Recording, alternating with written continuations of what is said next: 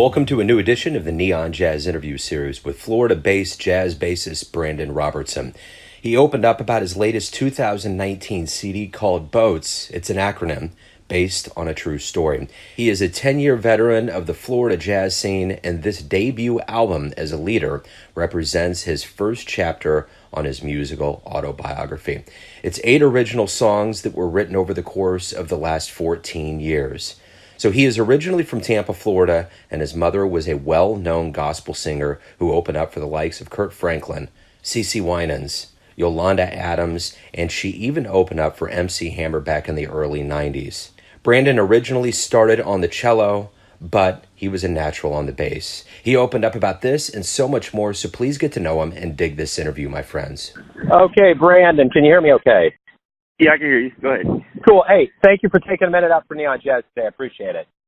Oh, yeah, no worries. No, yeah, thank you for doing the interview. You bet. So let's dive into your latest album, 2019's B.O.A.T.S, based on a true story. Yes. You're a 10-year veteran of the Florida jazz scene, and this is your debut as a leader. Talk to me about how exciting it is to have this album out and what went into this. So just to give you a brief background on how the album came about. So the original, my first composition was written back in 2005 when I was in undergrad at Florida State University. And I took a trip to New Orleans, and immediately I got, sucked into the rich culture of the scene there, the music, the food. I got to learn all about like the historical lineage of jazz and how it was encompassed into the New Orleans scene. And from there, I wrote my first song, Fat Friday. And from that point, that was the turning point for me as a composer, because I had at this point had never written compositions before. And my teacher had always encouraged me my freshman year to write as much music as you can, simply because the more you write, the more you will start to discover yourself. So I started to doing that over the years. And I think around 2017, I sat down with my engineer, Adam Klein, who recorded. He and I were talking. He said, man, I think at this point, Brandon, you need to go ahead and, you need to do a record. You have so much content. You've performed with so many people. And I think it's time, man. I think this is your chance to do it. So over the course of 2017 to 19, I just started to record, all of my songs slowly, try to get everything in preparation. And then last year, I was able to put it all together last summer. I recorded the whole album. And so here we are now, a year later, finally got it on wax, and it's going to be out to the masses. So let's go to the beginning of your life. You're born and raised in Tampa, Florida. Talk to me about your childhood. I know your mother was a singer and opened up for some pretty big names. Yeah, so my mom was a gospel singer when I was growing up. She got to open up for Michael Jackson. She got to open up for MC Hammer, Kirk Franklin, BB and Cece Winans, like just big like gospel names. And the funny part is my mom never like pushed music on me. Like I was around it all the time. Like she always played like Stevie Wonder records, any Motown records. She would always play a lot of gospel records like Yolanda Adams. But it wasn't until like 5th grade I did a music. I was in an after school program at my elementary school. We had a music program, and my mom was like, "Hey, I want you to learn an instrument." So I was like, "Okay," I was being forced into it because she wanted me to stay, not get in trouble after school and whatnot. And long story short, my music teacher, she discovered that my mom was a singer. So she's like, "Oh, you probably have a pretty good ear. Let me put you on a few instruments, see if you like it." So she put me on violin. I broke the violin, broke it because of the, like, I had put too much pressure on the neck and I snapped it. So she's like, "Okay, that didn't work." Then she put me on cello. I started playing cello and I started enjoying it, but I was the tallest kid in my class at the time. So then she switched me to bass. When she switched me to bass, she taught me a C major scale, and I played it back to her perfectly, in tune, the perfect bow and everything. And she stopped and she's like, "Have you done this before?" And I was like, "Nope. This is the first time I did this. You just showed it to me, and I did what you showed me." And that's when she told me right there, she's like, "You're going to be a bass player. I think this is your instrument." And I've stuck with that. And my mom, when I was younger, she would always encourage me to like listen to a lot of different type of music. My mom listened to a lot of Peter Frampton. She listened to a lot of Sly and the Family Stone. She listened to Aretha Franklin. She would listen to like Mozart. You know, she always just exposed me to like a variety of different music.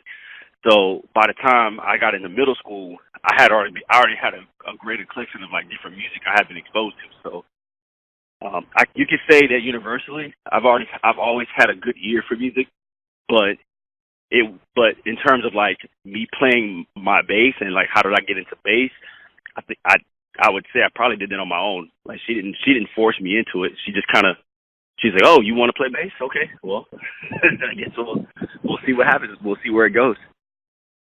So in the world of jazz, mm-hmm. who do you look up to that plays the bass? Who inspires you the most? Okay, so I'm going to break that question down into two sections. If you were to speak in terms of studying from a musical standpoint, Paul Chambers, hands down. Like that was my introduction to bass, jazz bass.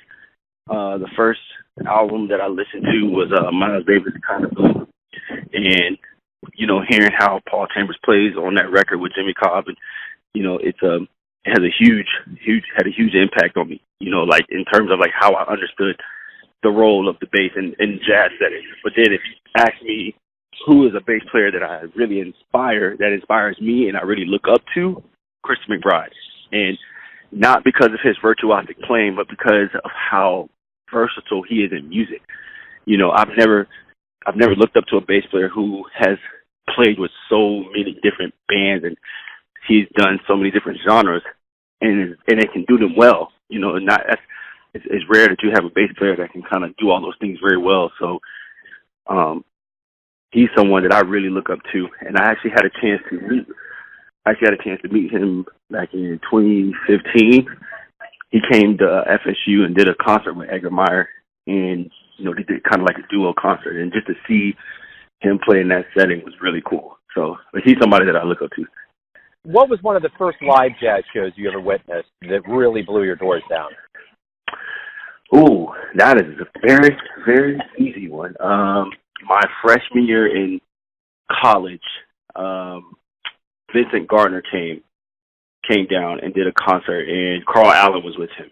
And at the time, when I started in college, I was into jazz, but I wasn't really taking it that serious. And I saw them perform with the jazz faculty at FSU, and I was just like, whoa, okay. See, I heard jazz before, like in bars where, you know, you have jam sessions, but I ain't never heard intricate jazz where it's like really involved. Like they're playing stuff that like these cats all know what's going on.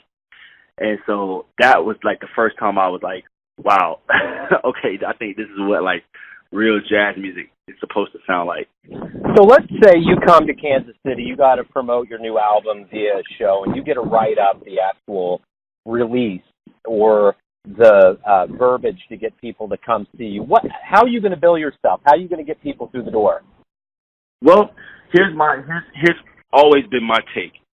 Every time I put on a show, I like to perform from the standpoint of I want you to get to know me.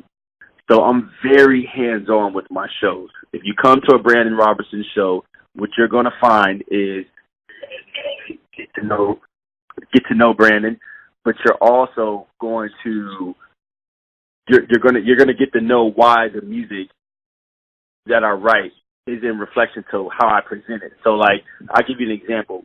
On Fat Friday, there's a section in Fat Friday that whenever I play it live, where I'll have the audience kind of clap like a second line feel, and then I will actually take a solo off of that.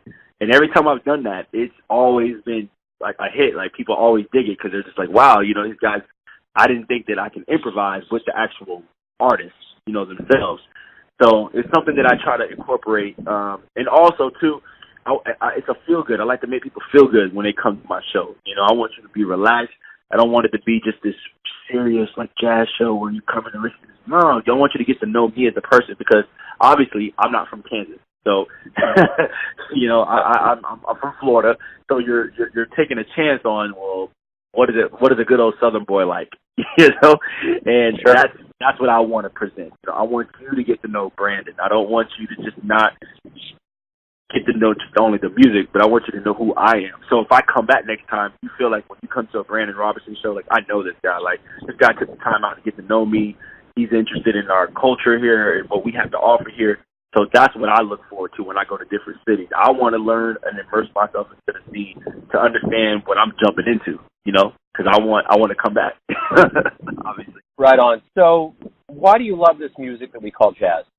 To sum it up, I like the freedom of it. I like the freedom of expression. You know, I'm a bass player. Okay, so when you look at the role of a bassist, we're in the background. You know, it's very seldom that you will see the bass in the forefront unless they're the leader, or if it's like a concerto per se. You know, something where it's just a solo act. But the bass player is usually in the background. So when I started playing jazz, and again, when I started listening to Paul Chambers, I thought it was really cool to hear the bass player play a certain way that would change how the song is being perceived. When you listen to, like, Kind of Blue, and you hear how Paul Chambers just lays it down, yeah, he might be playing very simple and very minimalistic, but it's the way that he plays it. It sounds so cool, and I'm like, man, that always intrigued me. It always intrigued me that, like, I don't have this restriction of, okay, I got to play the notes on the page. Like, you mean I can make up the notes?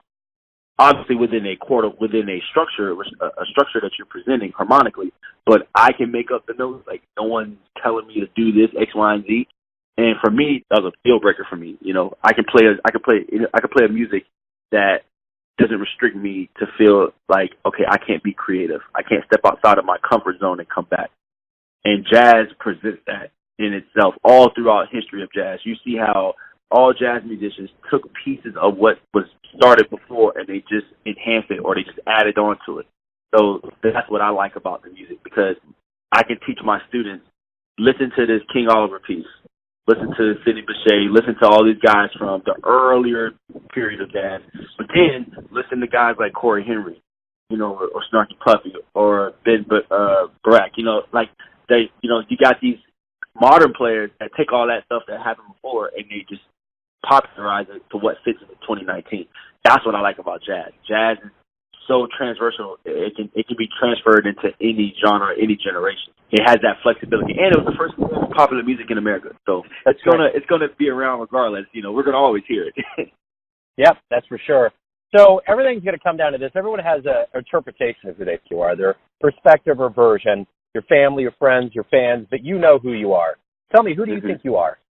Well, I like to first tell people strongly and boldly, you know, I'm a man of God, so, you know, I stand strong on my faith, and, you know, I put these three things in order: God, family, and music, and I stick to that code, because my faith, my strong faith is what kind of keeps me grounded. And I like to live by a term called HOT, humble, open, and transparent. And as long as I feel that way, if I feel like I'm being humble in everything that I do, and I'm being open to what's around me and receiving, you know, having a broad perspective of life, then I could be more transparent with people. So I kind of live by that model. Like, that's Brandon's model, you know.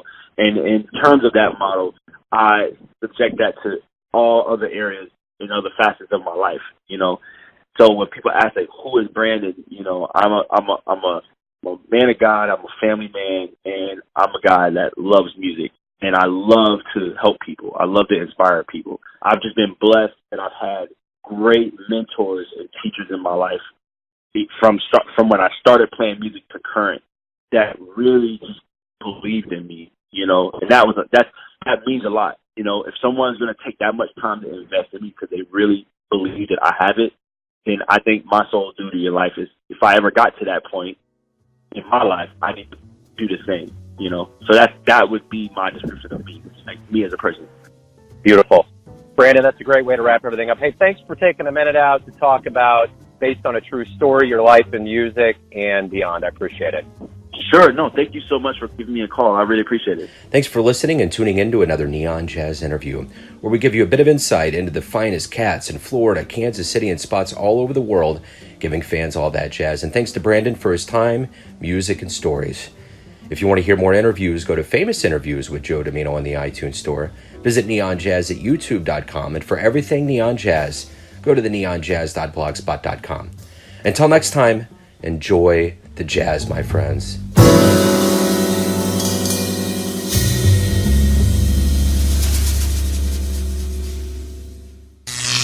Neon Jazz.